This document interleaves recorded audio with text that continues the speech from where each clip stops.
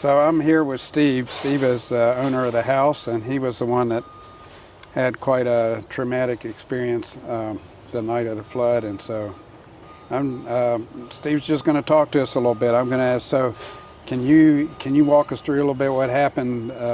Was it the evening of the flood? It was early morning. Yeah. So it had rained torrential for 7 days straight before the flood. And we had some flash flooding and stuff going on. And I've also got that natural spring that runs right beside my house on my property that runs underneath the school and then up the mountain where it heads off to two different springs. And their their runoff from the storm drains tie into it also. And that's where it crested and started like a river flowing through my yard and to my neighbor's yard. And that was at 6 a.m. So we couldn't sleep because I just knew something was going to happen for some reason. And there was no warning or nothing. And then the power went out. So then we just sat around for maybe 20 minutes. Well, I went outside to see, and then that's when I noticed that it had crested and just flowed. It was probably about 2-3 feet deep. I mean, pretty rapid, fast. Around your house, or? It was going, it was hitting the front, and then it was going straight this way where we're standing into my neighbor's yard.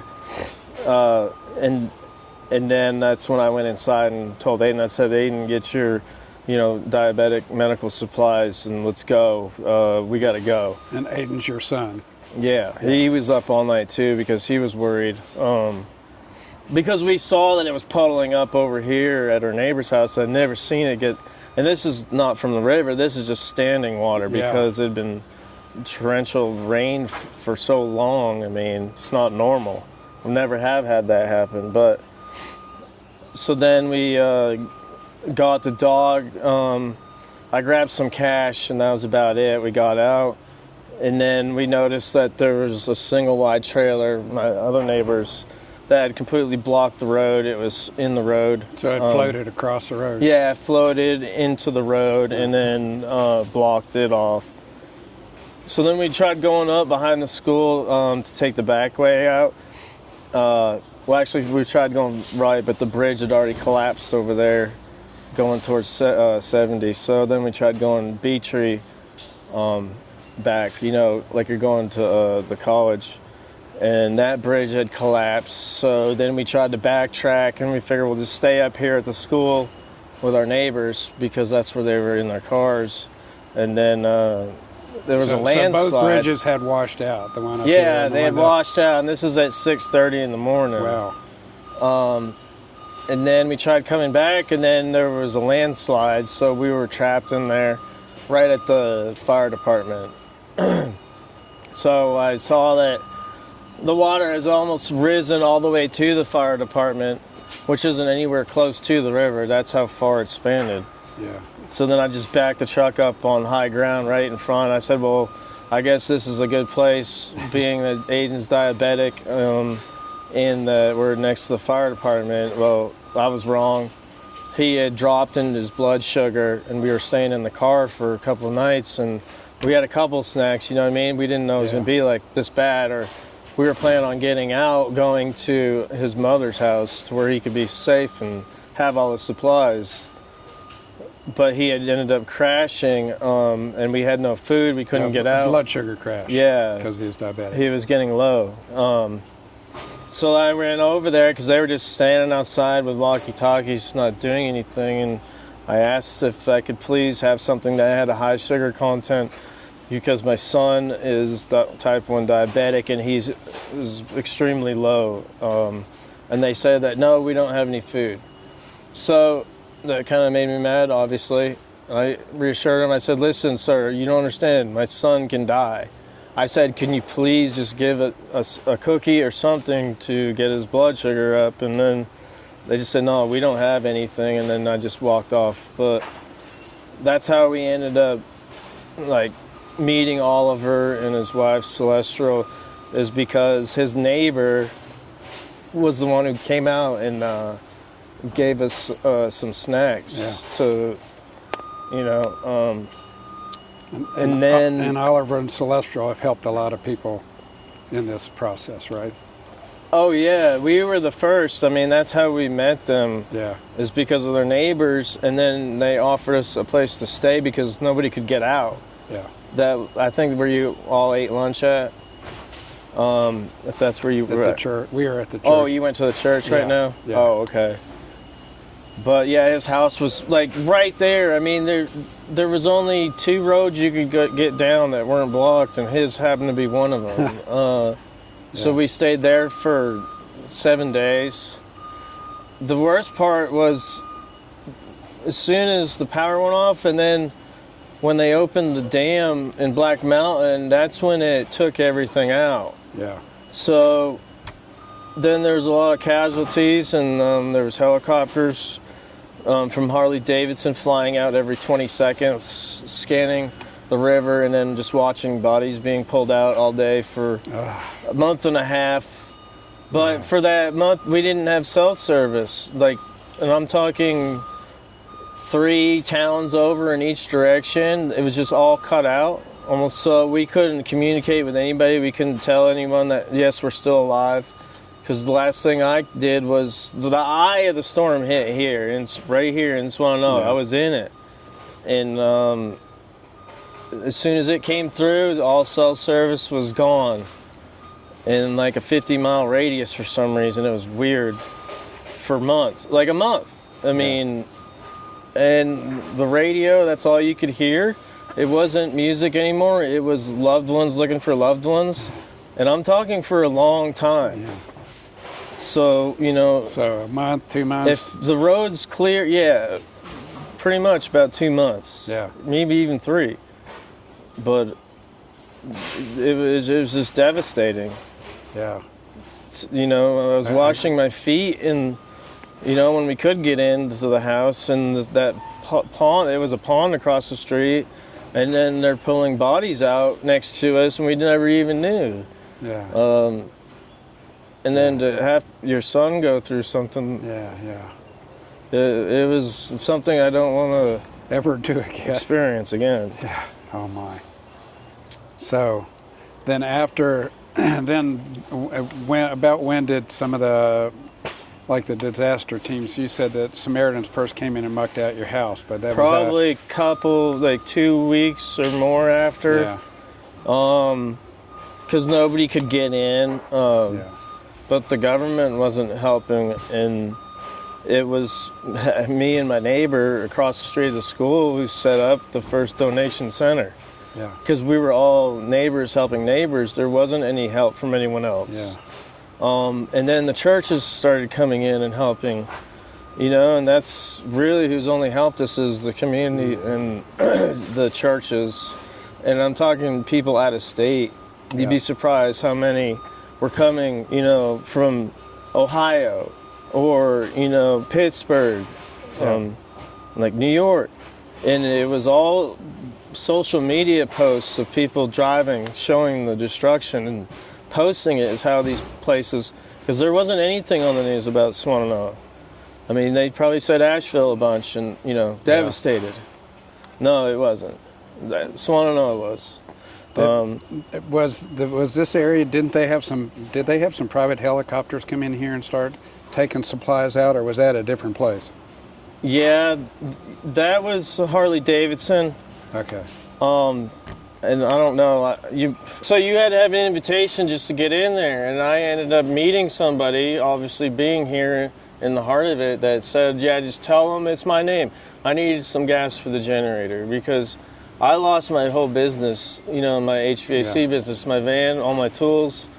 I couldn't work, obviously. I mean, I needed some help, if possible, to get, maybe some gas or propane. And then I went in there, and they started trying to give me some clothes. It was packed full of, pallets of drills, anything you could ever need, or stuff that I lost. And I wasn't, they gave me, a tarp, a shovel, and a pair of used boots, And then I said, well, I could really use some propane. And then you started like getting all huffy and puffy with me. Well, you don't come in here, and you better not tell your friends about this. And I just said, whatever, dude. And I just took off. Well, for 3 months, I was riding around, staying up all night on a dirt bike, chasing people off from stealing what little things we had left. Yeah. There was no cops. There was nothing. That's crazy that people take advantage of people like that. And they're coming from out of state, and a lot of them are local, drug users and stuff like that, which is expected. But for people to come out of town and just prey on it, no, that's terrible. It is terrible. That's despicable. There was honestly more evil here than there was good. Yeah. So Samaritans first mucked out your house, but that was what, 9 months ago? Probably. Well, the 1 year anniversary was. I don't know if you call it anniversary. Was last week. Okay, so they came a couple weeks later. Yeah, so it was probably probably a year ago. So, forget the name of the church we're staying at, but that church is they're going to rebuild your house, right? Yeah, that's where Oliver. What's it called, Swannanoa?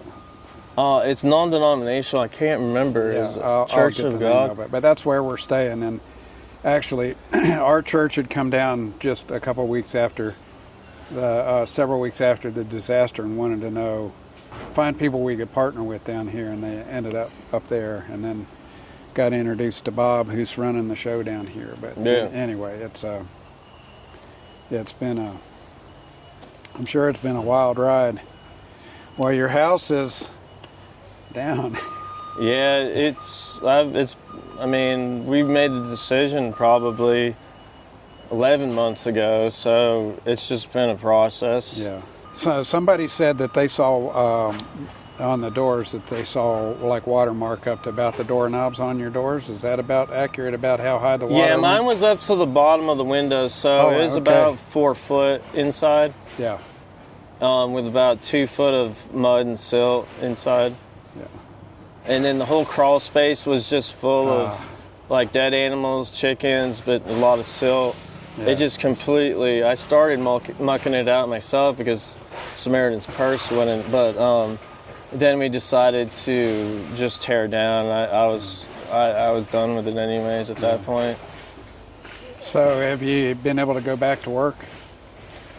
Kinda. I mean, it's completely died because, when customers did call, I would say, I'm sorry, I don't have a van or tools, and I didn't recently get enough tools to actually do the job, HVAC, until a few months ago, probably 2-3 months ago.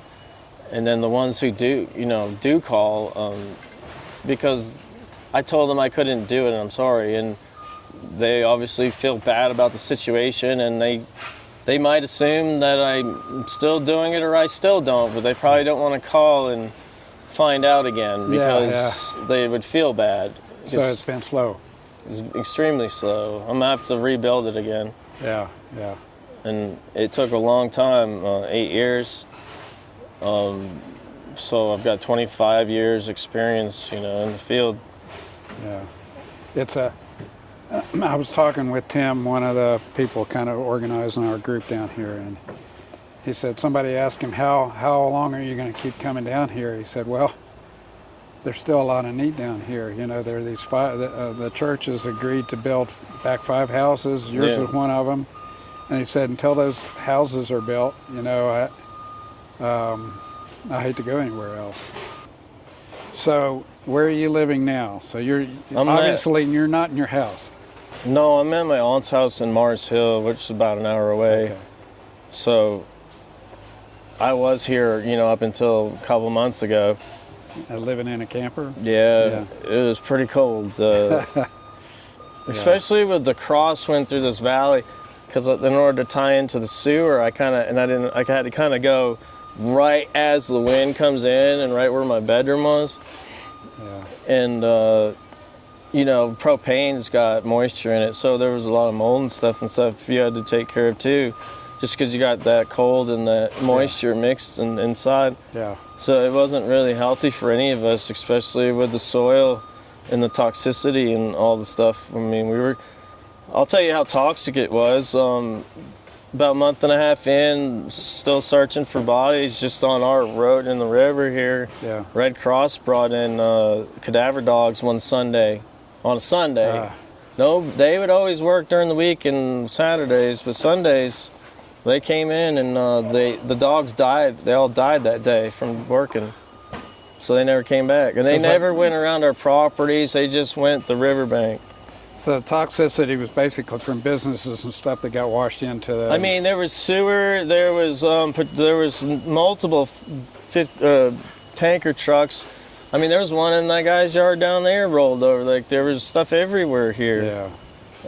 And the sewer lines broke, and I mean, right at the bridge down there. Yeah. It ties in with Black Mountain and everything. Yeah. So... Shoot. Yeah. That sounds awful. More than awful. It would burn your feet. It was just like this fine red, like silt. Yeah, it would burn your feet. You know, even with shoes, it'd come through your shoes and your socks, and your feet would just burn for days. That's how bad it was. For a long time, probably 6 months was like that. Yeah. That's why I'm happy to get this thing done, because I'm tired of dealing with that silt and that mud and that toxic stuff. I mean, I'm tired of it. Yeah. Well, hopefully today is part of a new chapter, right? That it yes, sir. Gets better from here. Anyway, one of the things, you said some churches were not so good, but I heard that basically a lot of the stuff that's going on here has been church-related groups. But yeah, North Carolina, there's been a lot from Raleigh. I think, Raleigh and Charlotte were like the first ones to start coming up because they know people in North Carolina. Sure. They know without watching the news when they finally got a hold of their loved ones. Yeah. It's the lower and middle income people that get hurt the most in this kind of thing. People are just average Americans trying to make a living and do life, that something like this affects really deeply. So, yeah. Well, hopefully we're starting a process going forward, and hopefully our group's here been a blessing to you, and not somebody that is trying to get something from you. We're just here to help serve you, because I just can't imagine. I can't imagine. Yeah, we do appreciate all your help and actually caring this far past the disaster, because there for a while, even like the second month in, we just got all forgotten about. Yeah. The news stopped coming around. They were just doing that because TikTok, made people aware. So, now that people know, now we got to do our coverage, and we're going to go in there. Nobody would even check on us just to see if we needed anything, because a lot of people lost their jobs. Yeah, vehicles, homes. I mean, you're basically homeless, and you're gonna, just start working at Bojangles. I don't know. Something, yeah. Yeah, just not shower and go to Bojangles. Well. Anyway, well, it's an honor and a privilege to come down here and help, and I don't think it will be. Our church isn't very big. We're like 200 people, 150 people, but it's not the last. I think Tim said this is his 7th trip down here, and there'll be more to come, because people are still hurting and people still need help. Recovery, for some people, is still going to be a year or 2 or 3 or whatever. Just even the emotional state. Yeah. I try not to block it out. I deal with it, but it's always going to be there. Yeah. Well, thanks, Steve, so much for kind of revisiting that. I know it probably wasn't very easy to do, but I'm going to put together a video, some of the demo of your house and what we've done down here as a work team. Hopefully we can keep you guys in the forefront a little bit and get some more volunteers to come down and help. We appreciate it. So.